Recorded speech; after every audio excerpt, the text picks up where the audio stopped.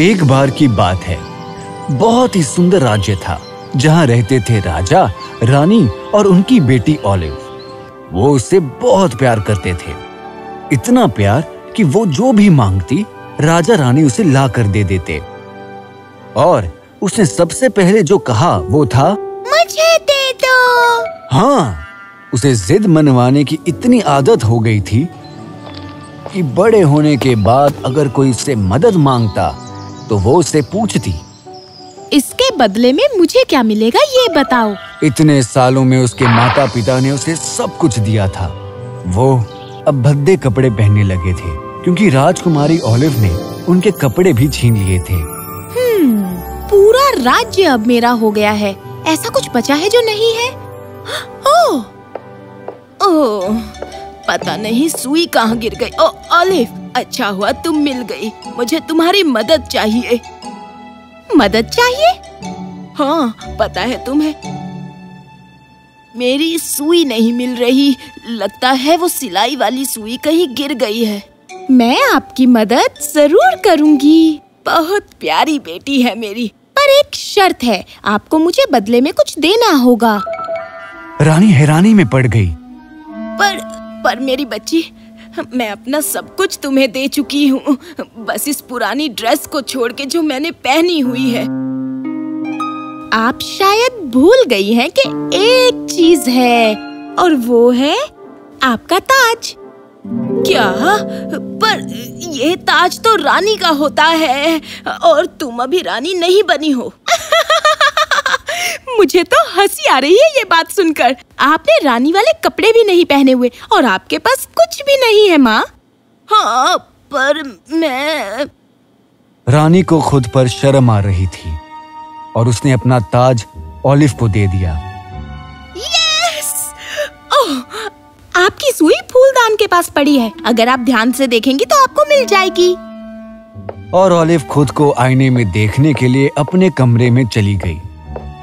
ताज उसके लिए थोड़ा बड़ा था। खैर, ये कुछ सालों बाद मुझे बिल्कुल फिट आएगा। अब बस एक और चीज बची है। वो अपने पिता के कमरे में गई और उसने देखा कि वो कुछ ढूंढ रहे हैं। बेचारे राजा का चश्मा नीचे गिर गया था और उन्हें उसके बिना कुछ दिखाई नहीं देता था। पिताजी! ऑलिव, अपने इस बूढ़े बाप का चश्मा ढूंढ दो, यही कहीं गिर गया है। हाँ, मैं ढूंढ दूंगी, पर उसके बदले में आप मुझे क्या देंगे ये बताइए पिताजी। बदले में? ऑलिव मेरी बच्ची, तुम्हारे पास मेरा पूरा राज्य है। मेरे पास बस मेरा ताज बचा है। मुझे पता है ये तो तुम्हें नहीं चाहिए होगा। हाँ, मुझे चाहिए। क्या? पर मेरी बच्ची, ये राजा का ताज है। ओह, ये अब आपके किस काम का? कभी सुना है आपने ऐसे राजा के बारे में जिसके पास उसका राज्य ही ना हो?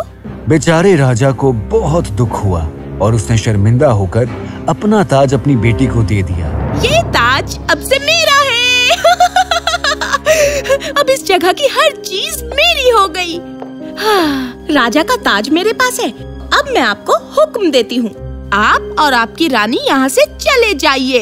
क्या कहा? ऑलिव, तुम क्या कह रही हो? बिल्कुल सच कह रही हूँ। ये राज्य अब मेरा है तो यहाँ मेरा ही हुक्म चलेगा। राजा रानी का मन बहुत दुखी हुआ और वो दोनों महल छोड़कर राज्य से बाहर चले गए। अपने कमरे में राजकुमारी ऑलिव ताज पहनने की कोशिश कर रही थी, पर वो उसके सर पर नहीं, गर्दन तक जा पहुंचा। ओह, ये तो मेरे लिए बहुत बड़ा है, इसे निकाल देती हूँ। ओह, अरे! पर वो ताज निकल नहीं पाया क्योंकि फंस गया था। अरे नहीं, अब मैं क्या करूँ? महल में कोई नहीं था क्योंकि जब बावर्ची और नौकरों ने उसे उसके बुरे बर्ताव के लिए कहा तो उसने उन्हें बाहर निकाल दिया। वो पूरे महल में चिल्लाते हुए इधर उधर भाग रही थी और महल पूरा बिखर गया था। बचाओ! बचाओ मुझे! तभी अचानक एक औरत ऑलिव की तरफ आती हुई दिखी। वाह! ये ताज मेरे गले से बाहर निकालो। तुम इस तरह चिल्ला क्यों रही हो? तुम कौन हो? ये ताज मेरे गले से बाहर निकालो। ओह, और इसके बदले में मुझे क्या दोगी? क्या? मेरी माँ की खूबसूरत ड्रेस। मुझे वो नहीं चाहिए। तो मेरी माँ के सारे नए कपड़े और गहने। पर उन्हीं के क्यों, तुम्हारे खुद के क्यों नहीं? हाँ ठीक है, मेरे भी सारे कपड़े ले लो।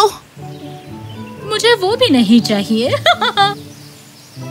तब तक ऑलिव बहुत ज्यादा डर गई थी। प्लीज, तुम्हें जो चाहिए तुम ले लो, बस ये ताज मेरे गले से बाहर निकालो। कुछ भी? ठीक है, तो मुझे अपना राज्य दे दो, वो मुझे पसंद है। क्या? पर फिर मेरे पास कुछ नहीं बचेगा। ओह, कितने दुख की बात है। तुमने अपने माता पिता को भी ऐसे ही दुख पहुंचाया था ना? ये बात सुनकर ऑलिव को दिल में कुछ दर्द तो महसूस हुआ। अगर मैं ना कर दूं तो मैं मदद नहीं करूंगी। तुम पूरी उम्र इस ताज को गले में लेकर घूमती रहना। तुम ना चैन से सो पाओगी, ना खा पी पाओगी। इतना ही नहीं, बल्कि तुम बस करो, चुप हो जाओ। ठीक है, मेरा राज्य, मेरा सब कुछ ले लो। प्लीज, बस ये ताज मेरे गले से निकाल दो। परी मुस्कुराई और उसने जादू से ताज को गायब कर दिया। शुक्रिया। तुम मेरी एक और मदद करोगी? ऑलिव ने परी से कहा कि क्या वो अपने माता पिता से मिल सकती है। ये तो तुमने बहुत बड़ी चीज मांग ली, पर इसकी कीमत भी बड़ी होगी। ऑलिव को अपनी गलती का एहसास हो चुका था और उसे अपने माता पिता की याद आ रही थी। वो परी की हर बात मानने के लिए तैयार हो गई। परी अपने जादू से उसे अपने घर ले गई। मैं यहाँ रहती हूँ। तुम्हें शायद हैरानी होगी, पर मैं अपने काम खुद ही करती हूँ। लेकिन अब तुम यहाँ हो तो तुम मेरी मदद कर सकती हो। राजकुमारी ऑलिव राजी हो गई। रोज वो परी के लिए खाना बनाती और सफाई करती। वो सारा काम सीख गई थी और जल्द ही उसके रवैये में बदलाव आ गया था। ऑलिव, तुम अपना काम छोड़कर यहाँ क्या कर रही हो? नहीं, मैं काम छोड़कर नहीं आई हूँ। मैं तो बस अपने पापा के लिए ये स्वेटर बना रही थी। और क्या वो तुम्हारी माँ के लिए है? हाँ, उनके लिए। परी मुस्कुराई क्योंकि उसने देखा कि ऑलिव सच में बदल गई है। अब तुम उनसे मिलने जा सकती हो।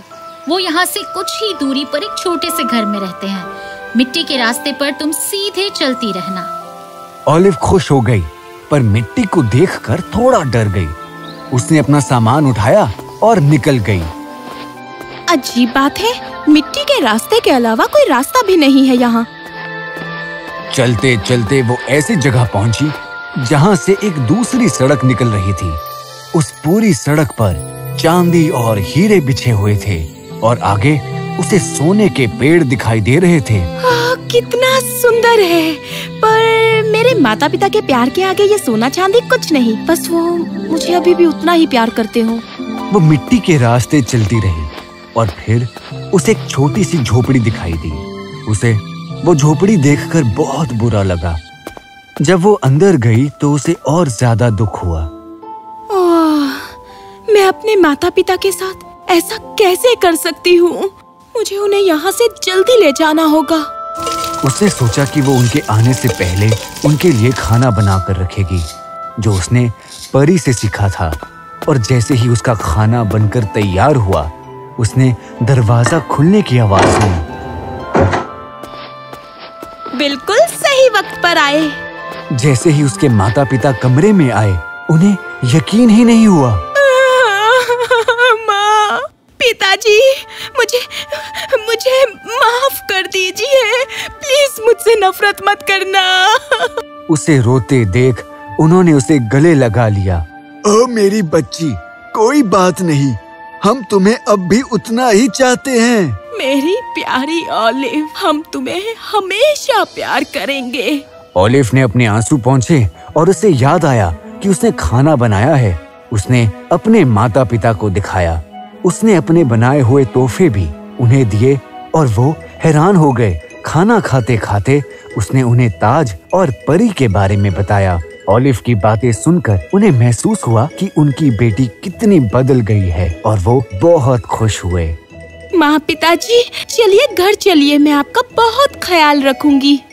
ओ मेरी बच्ची, हम तुम्हें अब भी उतना ही चाहते हैं। वो अपने महल वापस लौट आए और ओलिव ने ताज वापस कर दिए। राजा रानी ने पुराने सारे नौकरों को वापस बुला लिया। वो सब भी राजकुमारी के इस बदलाव को देखकर बहुत हैरान हुए और धीरे धीरे उसकी सारी बुराइयों को भूल गए। कभी कभी हम किसी को अपना सब कुछ दे देते हैं, इसीलिए लेने वाले को वो प्यार कभी नहीं भूलना चाहिए और देने वाले के लिए हमेशा अपने दिल में आदर और प्यार रखना चाहिए।